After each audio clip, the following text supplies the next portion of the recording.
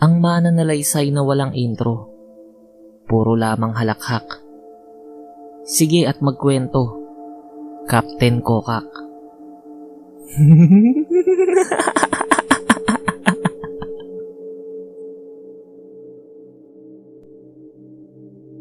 Ang kwentong ito ay ipinadala ng aming panganay na kapatid na si Ate Tontay. Ito po ay totoong kwento. Nangyari po ang kaganapan sa isang ospital. Taong 2010 sa Saudi. Simulan na natin ang kwento. Sa unang sakan, na ang ibig sabihin ay boarding house o dormitonyong tinirhan namin sa taas ng ospital kung saan kami nakatalaga para magtrabaho. Parang mga ward ang itsura nito. Pagpasok pa lamang ng pinto ay parang nursing station na. Sa kaliwa, kung tawagin namin ay unang sakan, ay may mga kwarto. Sa kanan naman ay ang ikalawang sakan na mayroon ding mga kwarto. Sa gitna naman ang pinakamalaking sakan, kung saan nakalinya ang aming tinutuluyang kwarto. Sa unang kwarto kami. Sa pinakamalaking sakan ay may bahagi na nagsisilbing parang malaking sala. Tapos ay may CR din doon na may 4 na cubicle. Sa dulong cubicle ako na italaga. Dahil doon nakalista ang pangalan ko. Ganoon kasi roon. May designated na lugar kami dahil sa rami namin. Noong unang araw ko roon, maaga akong gumising para mauna akong makaligo.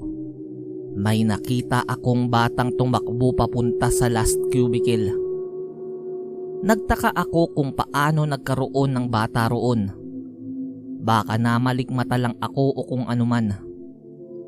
Dahil sa bago pa lang ako roon ay hindi muna ako nagkwento sa mga kasama ko. Baka kasi hindi sila maniwala. Ikalawang araw ko, may nakita akong babaeng nakatayo sa pasilyo na tumutumbok papuntang kusina. Ang akala ko naman ay taga-kabilang sakan lang ang babaeng iyon. Hindi pa rin ako nagsabi o nagkwento sa kanila. Laging ganoon ang eksena. Hanggang sa nasanay na lang ako na nakikita ko sila. Isang beses ay naitalaga ako sa panggabing gawain. Nakasama ko sa panggabing duty ang medical technician namin na si Ate Hani at ang kasama kong medical secretary na si Daisy. Nilapitan ako ni Ate Hani. Bigla ay tinanong niya ako kung nakikita ko raw ba yung bata at yung babae. Tiningnan ko lang siya. Tapos ay nagsimula na siyang magkwento sa akin. Kwento lang din daw ng mga nauna sa kanya. Dati raw talagang ward ang tinutuluyan namin. Noong hindi pa nagagawa ang mga ward sa ground floor at second floor. May mga pasyente raw na namatay na roon. Kaya noong sinabi ko na, oo, nakikita ko sila. Simula pa noong unang araw ko pa lang. Hanggang nalaman na ng lahat na may nakikita ako. Hindi lang pala ako. Halos lahat pala kami ay napagpakitaan na rin noon. Lumipas ang mahahabang mga araw ay naibalik na ulit ako sa pang-umagang duty. Siyempre ay nahirapan akong matulog dahil 2 buwan akong panggabi. Naninibago na naman ako sa oras. Pasado 2:00 ng madaling araw. Biglang bumukas ang aking dulab na ang ibig sabihin ay cabinet. Ipinagtaka ko iyon dahil ang alam ko ay ikinandado ko iyon. Tumayo ako para isaradong muli iyon. Muli ko ring ikinandado para makasigurong hindi talaga bubukas. Bumalik ako sa pagkakahiga. Maya-maya ay nakarinig ako ng parang may nahuhulog na gamit sa loob ng cabinet. Kung kaya't binuksan ko ito. Laking pagtataka ko nang makita ang mga damit at uniforme kong nakahangir ay nalaglag sa baba. Ginising ko ang kasama ko sa kwarto na si Ate Lori. Sabi ko, Ate Lori, hindi na tama to. Parang ako ang ginugulo nila. Mula pa lang ng pagdating ko hanggang umabot ng 6 na buwan.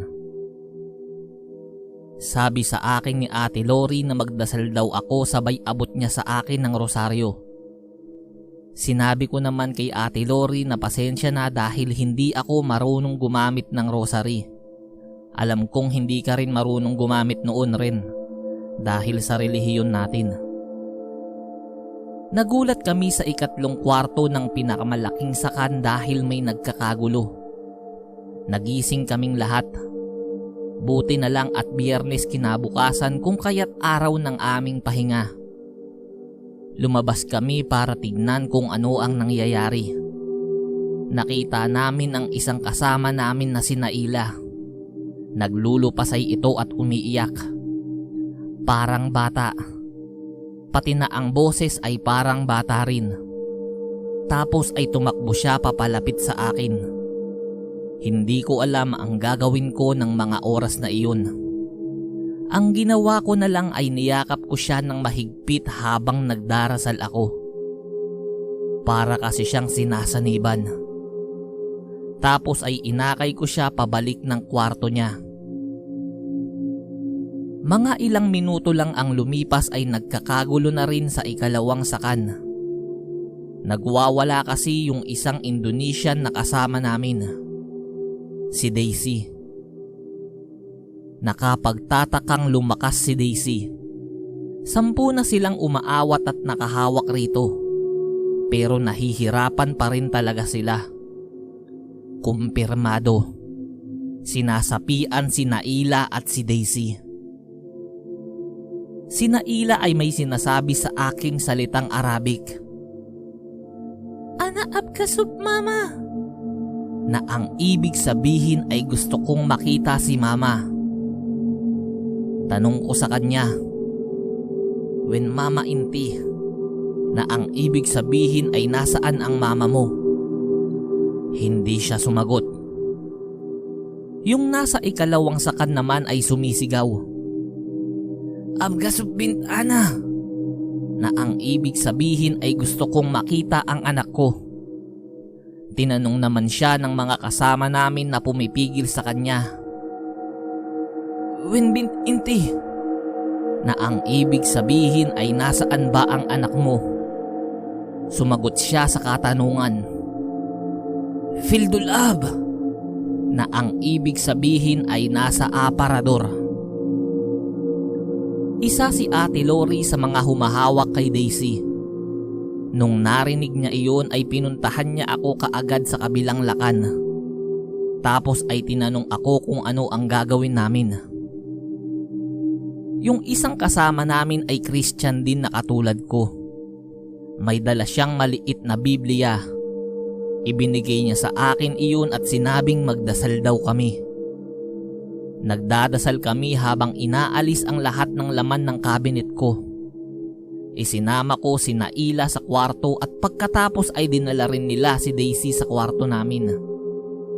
Malaki ang cabinet ko. Kasya silang dalawa. Ewan ko ba pero habang nagdarasal ay pumasok sa isip ko na ipasok silang dalawa sa loob ng cabinet ko. At ginawa ko nga iyon. Pero hinayaan ko lang na nakabukas ang pinto ng aparador. Makalipas ang ilang minuto, pawis na pawis si Naila at Daisy. Nagtataka pa ang dalawa kung bakit daw sila naroon sa loob ng aparador. Hindi nila alam kung ano ang mga nangyari. Yung cabinet nga palang ginamit ko ay naka-stack lang sa hallway na malapit sa CR at walang gumagamit. Nagandahan ako kung kaya nagpatulong ako kay Naila at Daisy noon na maipasok sa kwarto ko para siya kong gagamitin. Matapos ang nangyaring iyon ay nagpasya kaming sabihin sa may-ari ang lahat ng nangyari. Makalipas naman ang 1 linggo ay lumipat na kaming lahat ng bahay para matuluyan. Sa ngayon ay rooftop na ang lugar na iyon, kung saan kami rating tumuloy at nakaranas ng kakaibang pangyayari. Yan pa lamang ang isa sa mga kwentong nais kong ibahagi. Marami pa akong gustong ikwento tulad ng nangyari sa amin sa medical mission sa boundary ng Yemen at Saudi. Yung nangyari sa ospital mismo kung saan naka-duty kami ng panggabi. Akala ko sa Pinas lang may ganyan. Pero pati pala sa Middle East ay may ganyan din.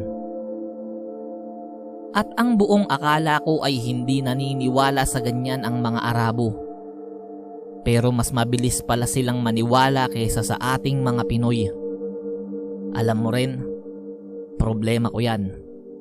Pag nakakakita kasi ako ng hindi nakikita ng iba, sobrang sumasakit ang ulo ko. Hindi ko masabi iyon sa iba. Minsan naiisip kong baka dahil sa sobrang pagbabasa ko ng mga creepy story kung kaya't kung ano-ano ang nakikita ko. Sinabi ko sa kuya mo ang ganitong nararamdaman ko. Naniniwala naman siya pero sabi ko wag ipagsasabi.